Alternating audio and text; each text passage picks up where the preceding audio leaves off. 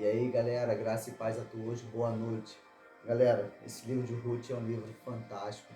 Ele aquece o nosso coração, ele dá brilho nos nossos olhos, porque nós vemos que o Senhor disse que todas as coisas colaboram para o bem daqueles que amam a Deus. E nós vemos exatamente isso acontecendo na vida de Ruth e também na vida de Noemi. Então, no capítulo 2, Ruth, ela pede a sua sogra para que ela possa ir trabalhar. Então, nós vemos que Ruth, ela também é uma mulher trabalhadora. E aí ela vai até o campo de Boaz. Boaz é um parente de Noemi, um parente rico, um parente com muita influência. E ela também depois fala para Ruth que Boaz, ele é aquele que tem o direito de resgate da vida da família de Noemi. Lembrando que toda viúva que não tivesse filho e não tivesse como a genealogia prosseguir, tinha a lei do resgate, né? E Boaz, ele tinha esse direito de resgatar a família de Noemi.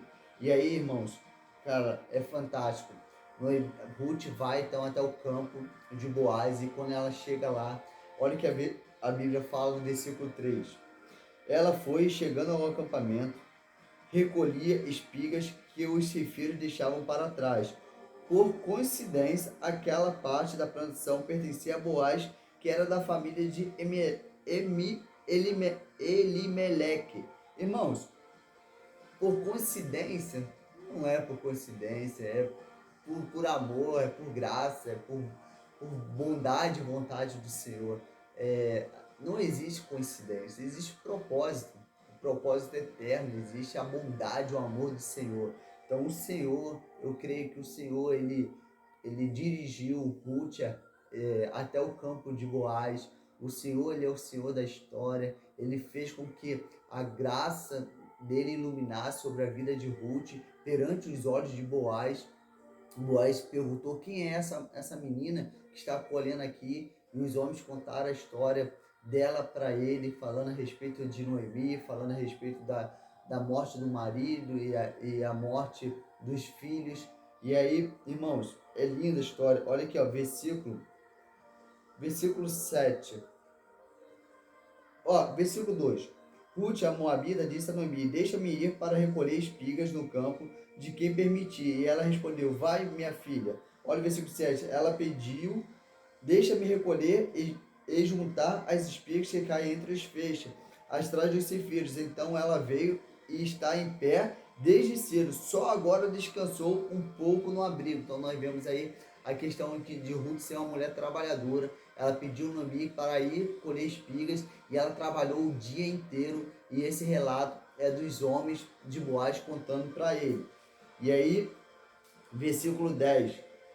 Então ela se inclinou, prostrou-se com o rosto em terra e lhe perguntou: por que achei favor aos teus olhos para que te importes comigo, uma estrangeira? Ao que lhe respondeu Boaz: contaram-me tudo o que tens feito pela sua sogra, depois da morte de teu marido, como deixaste teu pai e tua mãe, e a terra onde nasceste, e vieste para um povo que antes não conhecia. Então, nós vemos que a Ruth, ela não somente foi fiel e companheira de Noemi, mas também que ela abriu mão, ela sacrificou coisas na vida dela, ela abriu mão de ter uma vida perto de suas famílias, ter uma vida perto de sua cidade natal. Ela, tipo assim, uma mulher que de sacrifícios, ela foi honrada pelo Senhor. Então, existe uma frase bem conhecida em nosso meio que é: